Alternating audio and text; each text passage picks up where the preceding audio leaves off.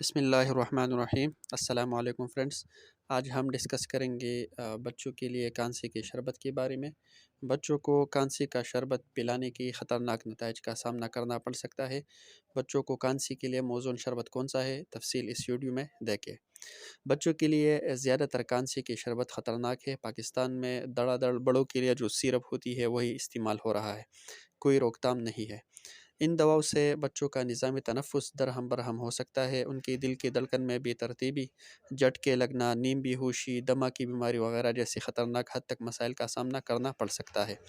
عام طور پر جو شربت پلائی جاتی ہے اور پاکستان میں جو موجود ہے ان میں زیادہ تر بچوں کے لیے جو خطرناک ہے ان کے نام یہ ہے: ہائیڈرلین، ایسیفائل، بیناڈرل، کمبینال، کورکسٹی وغیرہ وغیرہ۔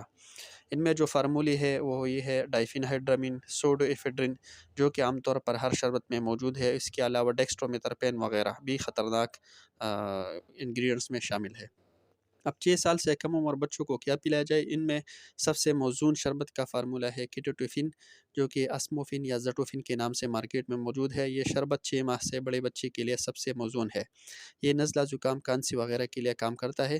دوسرے نمبر پر ہے بیبی نول اور برونیکس۔ اس میں بھی مندرجہ بالا فارمولی ہے مگر اس کی مقدار کم ہے اور بچوں کے لیے محفوظ اور موزون ہے۔